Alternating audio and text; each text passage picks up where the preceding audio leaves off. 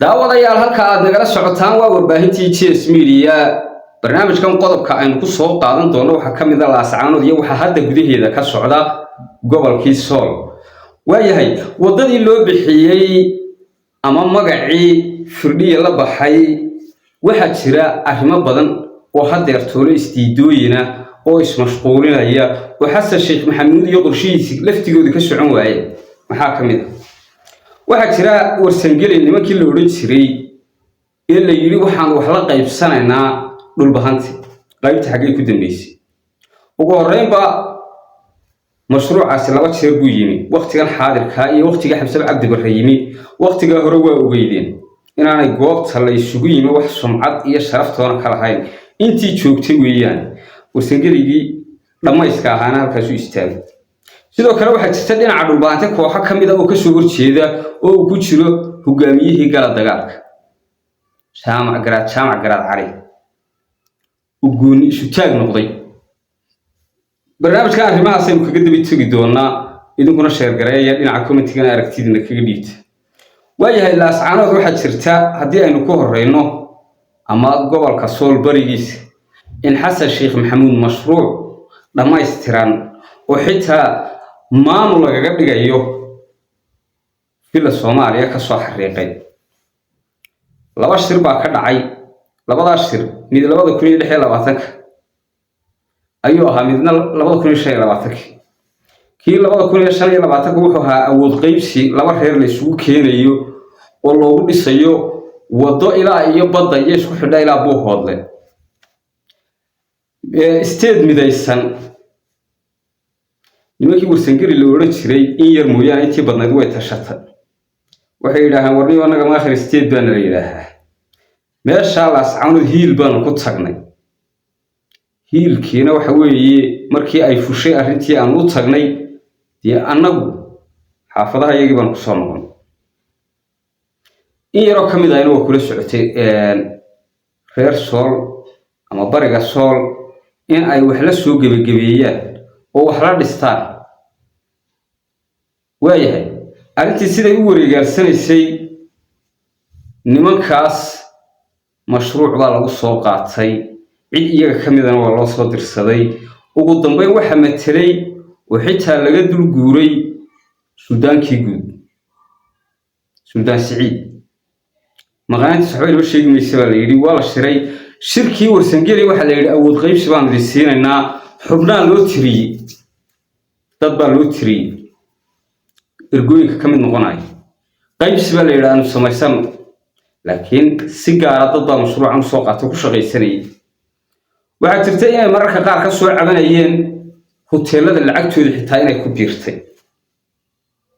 adoo hadda qofkii soo yar qeybay wax loo tuur arrinkaas ugu dhamaada awood qaybsiga 9 mashruuc oo waqtiga lagu meel marinayay shirka waxba kamay fulin oo kamid ahay wadada laas qoray ilaa iyo laascaanood isku xiraysa oo mashruuca ugu weyn ee u yahan qaltaageen nimanka la yiraahdo warsangeligu sidoo kale waxa la yiri dhahar baan goboleynayna ama baran ragil haba diiday marka intii aqliga lahayd way diido waxay ugu dhibaato wax la yeelan karmaan si cad bay u sheegtay cidi kama qorin ee intii hunguriga lagu tuhmayay baa loo yeeray shirkii baa la soo taagay hadla baa la yiri way hadleen wala way jirtay mar qasab lagu xareynayay oo dadka qaar soo duubayeenba taas laakiin ma aha arrin naga inoo taala waxa jirtay shirkii hoolka ka dhacay Jidbaale hoolka Jidbaale leeyahay in si rasmi ah loogu shaaciyay in isteed la magacaabay awood qaybsi la yeeshay warsangelina qaybtiisa uu leeyahay wixii la magacaabay waxa ugu horeeyay ama ugu tun weynaa oo ay yeesheen hogaamiye firdhiye ninka ku xiga hogaamiyaha la doortay ninka ku xiga way yeesheen laakiin shirka cid uga hadashay iyo cid lagu ixtiraamay iyo cid lagu soo dhaweeyay toona ma jirto qofna aragtidiisa kaga ma hadal warsangeliya ka soo guur waqtiga 2026 waxa la qabtay shirkii ugu weynaa ee xitaa Xasan Sheekh Maxamuud oo arrintan isagu iska lahaaba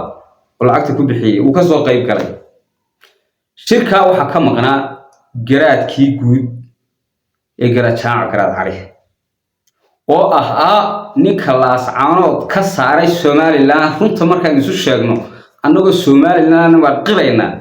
in garajaaca garaad cali hurtiina reer laascaanood aanay hindisin in ay Somaliland la dagaalamaan qalalaasna aanu ka jirin ninka la yahay garajaaca garaad cali wuxuu ahaa ninka naga faramuruujiye laascaanood isla wuxuu soo kordhin isaguna wax ma soo kororsan waayo isagu maanta waa ka taagay marka uu eegto wax allaare wuxuu soo kororsaday ma jirto aan hagardaama ahay iyo gudub iyagiina wax ma soo kordhin oo maanta madaxooda lacag qof hadii la toogto waa lacag xitaa ya wixii ku baraaray iyaga ku baraaray maamul iyo kala dambeeyna maanta halkii ka taagan yihiin wadugti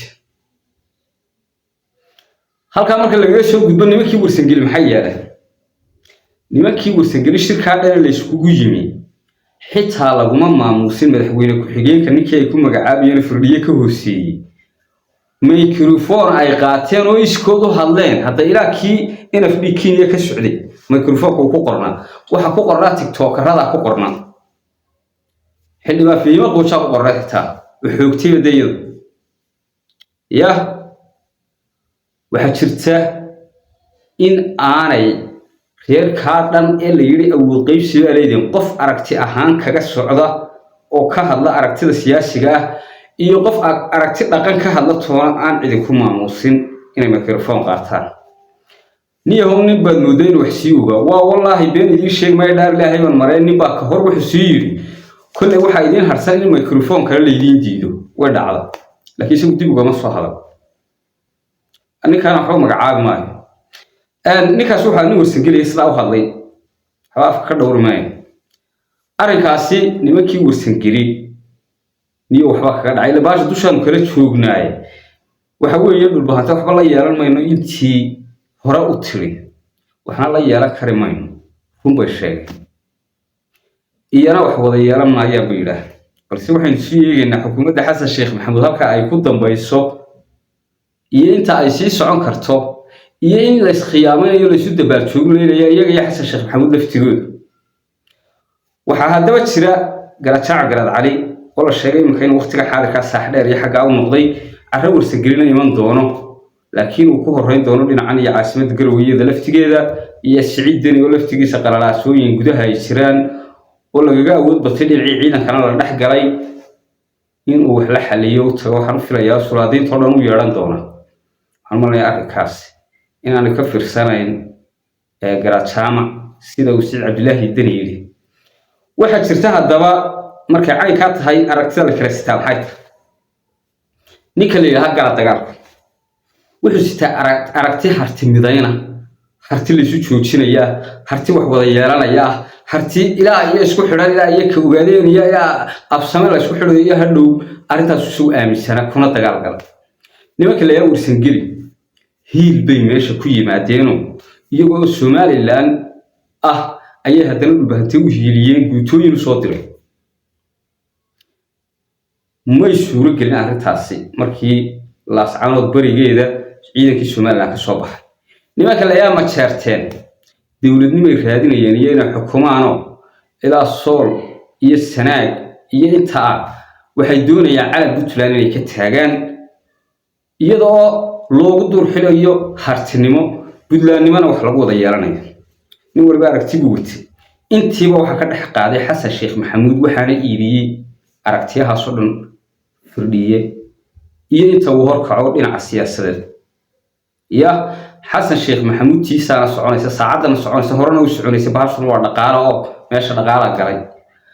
warta barnaamijka aragtidina commentiga kaga dhiibta sida aan sheegnay waa sida dhacday laakiin sida doontaan idinku soo qora dadkii qoladina hartiye sida aad doontaan idinku soo qora balse sida xaqiiqada waaqaca ay waqtigan xaadirka taagan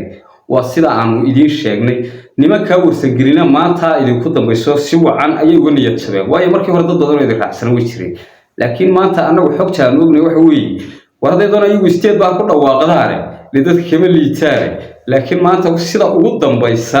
ee maanta idinka qancin waa sida waxaana cadaan noqotay oo marxaati u dhacay inaan dhulbaanta waxba aanay la yeelan karay hadii warsigeli la yeelan waayaan iyaa kale wax la yeelan karaa وأرجع هالكاسة كجايمين وحوي برنامج الأسعانات أنت هو لكن ونقجع في سنة بدن وكما هذا الله صوت تاي الأسعانات ما أنت تدل أقونسي هاي السماء لا ليله أي كم تهدين على حدود كأيو جغرافيا هان جيس كأفريقيا وحلو حسابتهم هكذا إذا هاتمر كأقونسي الرسمي جاي الشمال لا يمي ميدو أفريقيا وحلو واحد دستور أو قرن واحد قضبة كشراء حدود أفريقيا ولا متابطان دي ولا متابطات ترينا الأسعار الله ما بين قناص إن الكشمير تي هندية iyo Pakistan isku leeyin jireen weligeed noqoto iyo inay ku tirsanaato Somaliland oo shacab ahaan iyo dawlad ahaanba ay awood qaybsi la yeelato sababtay kursiga ugu sareeya aad lahayd maanta xitaa rag ba damaaciyo iyo waxa ka socon maaya laakiin hadda timaadaan waxaan maleeyaa inuu nimanka laftigeeda waxba iska bedelayaan maleeyaa waayo sawaran maanta inta beeraha darafyadu leedahay dhamaantood waxay rabtaa inay iyadu haysato haddii se laakiin dhulbaatay warsageli maanta ay yimaadaan oo codkooda maanta Somaliland laga helo nimanka laftigooda dib loo arkay marmay meel ka hadlayaan yaa warniyo wax badan ba kala qaboojinaysa bal iska soo noqda aftiyaal iyo awooyaalo wali salaamna taliya kureetida waxaan leenahay maca salaama wixii jiray la isku cabsanay caynkan waa sida dhacday weey dee caadi fadhaan marka laga tago